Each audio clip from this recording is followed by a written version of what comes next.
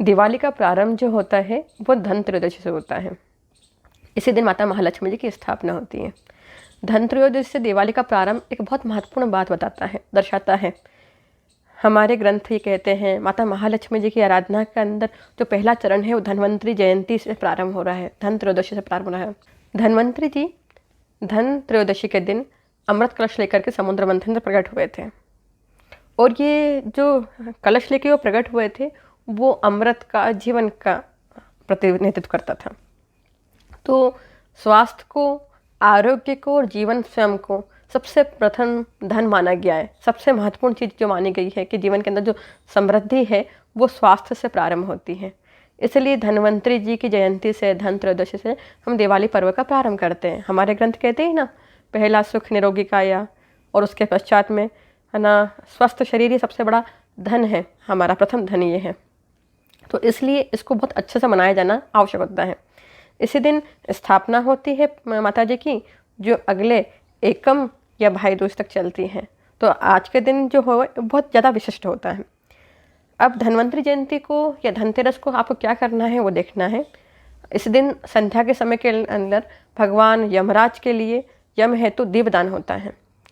यम हेतु जो दीपदान है वो भी बहुत महत्वपूर्ण है। तो आपको क्या करना है, अगर संभव हो तो प्रारंभ में सुबह सबसे पहले ब्रह्म मुहूर्त में स्नान करिए और तीर्थों के जल से स्नान करिए। अगर यमुना जी का जल मिल जाए तो बहुत उत्तम, यमुना जी का जल ना मिल पाए तो आप है ना गंगा जल से और अन्य तीर्थों का जल अपने स्नान के जल में मिला करके उससे स्नान करिए और उससे धनत्रयोदशी का प्रारंभ कीजिए।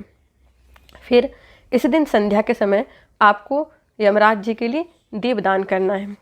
कथा है कि यमदूतों ने यमराज जी को कहा कि जब किसी की अकाल मृत्यु होती है, हम किसी युवा को और असमय व्यक्ति को लेकर के आ जाते हैं उसकी आत्मा को, तो उसका परिवार बहुत दुखी होता है और देख के हमें बहुत कष्ट होता है।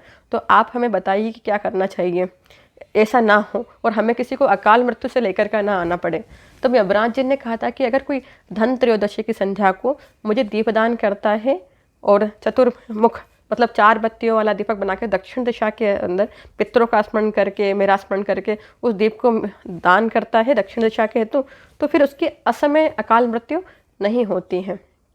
तो उस दिन से ये परंपरा है कि धनत्रयोदशी के दिन संध्या के समय यमराज जी के लिए दीपदान किया जाता है। वैसे दिवाली के 5 दिन भी दीपदान किया जाता है और पूरे कार्तिक मास भी दीपदान की परंपरा है, पर इस दिन सबसे ज़्यादा महत्वपूर्ण है। धनत्रयोदशी के दिन संध्या के समय के अंदर पहले दीपक को आकाश दीप, अर्थात आपको दीप को, जिसे हम व्योम दीप भी कहते हैं ग्रंथ, आकाश दीप, हाथ में इस प्रकार दीपक को रख करके आपको प्रार्थना करनी है कि यमराज जी जो हैं वो मेरी सहायता करें, मुझ पर प्रसन्न हो और कभी भी मेरी और मेरे परिजनों की किसी की अकाल मृत्यु ना हो और मेरे पितृ मुझसे प्रसन्न हो और मेरे पितरों को अच्छा लोक मिले। ये भी आपको प्रार्थना करनी है। और ये प्रार्थना करके मन के अंदर आंख बंद करके दक्षिण दिशा की तरफ मुँह करके और फिर उस दीपक को दक्षिण दिशा में रख देना है। दीपक के नीचे आसन के रूप में आपको चावल और धान्य आदि रखना है और दीपक रात भर चले। कोशिश करनी है कि ऐसी व्यवस्था कर लें आप, उसके ऊपर कोशिश करें कि वो चले। और मिट्टी का दीपक होना चाहिए, थोड़ा सा बड़ा दीपक हो तो वो अच्छा रहता है। ये प्रार्थना करके आप कर सकते हैं। इसके लिए एक मंत्र भी बोला जाता है, तो जो मंत्र है वो डिस्क्रिप्शन बॉक्स में हम दे देंगे, तो उसको पढ़ करके आप यम हेतु दीपदान करिए।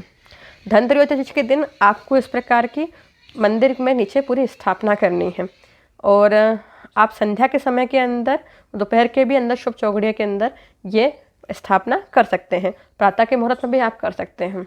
उसके पश्चात धनत्रयोदशी के दिन स्थापना हो जाएगी तो संध्या से आप वापस माता जी का नियमित पूजन करेंगे। स्थापना का पूरा प्रकार हमने दूसरे वीडियो के अंदर बताया है कि कैसे स्थापना करनी है, उसको देख करके आप ऐसी स्थापना माता जी की कर लीजिए। एक चीज़ और कि हम धनत्रयोदशी के दिन के अंदर खरीदारी करते हैं। धनत्रयोदशी के दिन कुछ खरीदना शुभ माना जाता है। तो आपको क्या खरीदना है उस दिन, आप है ना बहुत अधिक वस्तुओं को खरीदने के लिए उपभोक्तावाद में मत जाइए, है ना। बाजार आपको खरीदने के लिए बहुत सारा प्रेरित करेगा, तो बहुत सारी चीज़ें खरीदने की जरूरत नहीं कि ये खरीदने से वो होगा, वो खरीदने से वो होगा, ऐसा कुछ नहीं है। भगवान धन्वंतरी जी कलश लेके प्रकट हुए थे, तो आप है ना कोई कलश या लोटा आदि पूजा के जो पात्र होते हैं वो आप उस दिन ले सकते हैं, वो शुभ रहते हैं। कोशिश कीजिए कि आप स्टील ना लें और जो भी लें वो तांबा या पीतल के अंदर ले लें। छोटा सा भी लेंगे, एक सिक्का भी लेंगे तो भी वो पर्याप्त होगा, अगर ज़्यादा नहीं बड़ा बर्तन लेना चाहते हैं तो। और चांदी में कुछ लेना चाहते हैं तो चांदी भी खरीदने के लिए उत्तम मानी जाती है। धन संचय करने की हमारी हजारों साल की वृत्ति बनी है कि हम है ना दिवाली पर धन का संचय करते हैं, धन का व्यय नहीं करते, अपव्यय नहीं करते। तो इस दिन स्वर्ण को साक्षात धन का रूप माना गया, स्थिर धन माना गया। तो स्वर्ण और चांदी भी इसी प्रकार है। तो इसमें से कुछ अगर इच्छा है और आप ले सकते हैं तो उसको ले लीजिए, और थोड़ी मात्रा के अंदर ले लीजिए। चांदी के अंदर भी हमें ये ध्यान रखना है कि जब आप चांदी की चीज़ें लें तो चांदी वो वस्तु तो चांदी हो। कई बार जो चांदी के सिक्के होते हैं जिनको हम खरीदते हैं, वो जब आप वापस करेंगे तो वो मूल चांदी नहीं है, वो आधे से ज़्यादा चांदी हट जाएगी और उसको आपका पूर्ण चांदी के तौर पर नहीं गिना जाएगा। तो जो भी आप लें वो शुद्ध धातु हो, चांदी शुद्ध हो, सोना शुद्ध हो, नहीं तो आप पीतल और तांबा लीजिए। उस दिन ये कर सकते हैं। और भी कुछ आपको कुछ खरीदना है तो श्रेष्ठ ये है कि आपके घर के अंदर भगवान का कोई विग्रह नहीं है, मूर्ति नहीं है, माता लक्ष्मी जी की नहीं है, गणेश जी की नहीं है, शिव जी की नहीं है, ठाकुर जी की नहीं है, जो भी मूर्ति नहीं है या पूजा के पात्र नहीं है तो आप उनको लेकर के आ जाइए। तो वो अत्यधिक अच्छा है कि आप अपने लिए नहीं, भगवान के लिए खरीदारी कर रहे हैं। और इस दिन नई मूर्ति ला करके घर के अंदर प्रतिष्ठा कर सकते हैं। अगर आपके पास में पुरानी मूर्तियां हैं, पहले से भगवान के विग्रह हैं, तो आपको नया विग्रह लेने की आवश्यकता नहीं है।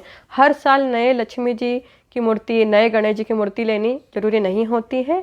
और कहीं कहीं पे लोक परंपराओं से लोग है ना कच्ची मिट्टी की इनकी लेते हैं दिवाली के दिन की पूजा के लिए, पर ये लोक परंपरा है। वस्तु तो आप अपने घर में जो मूर्ति है, जो विग्रह है भगवान का, उन्हीं की आप सेवा कर सकते हैं।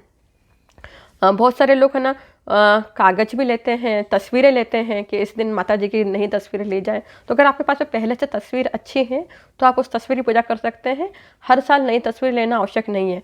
हाँ, किसी के पास में तस्वीर ना हो, माता जी की मूर्ति ना हो, खंडित हो गई हो, तो इस दिन बदलने के लिए ये दिन होता है। तो इस दिन आप ला करके जो भी भगवान का नया स्वरूप लाना चाहते हैं वो ला करके स्थापित कर सकते हैं।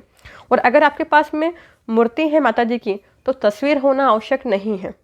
जो लोग मूर्ति नहीं रख पा रहे हैं, जिनके पास में माता महालक्ष्मी जी की तस्वीर ही है, तो फिर वो पूजा करने के लिए, अभिषेक करने के लिए सुपारी का प्रयोग करेंगे। वो सुपारी को माता महालक्ष्मी के रूप में आगे तस्वीर के आगे अक्षत पुंज, चावल की ढेरी पे लच्छा बांध करके, मोली बांध करके स्थापित कर लेंगे और उसी से पूजा करेंगे। पर संभव हो तो छोटे आकार की सबकी मूर्तियाँ लेके आइए। लक्ष्मी जी और गणेश जी की मूर्ति अगर अलग अलग हो तो ज़्यादा उत्तम रहती है लेने के लिए।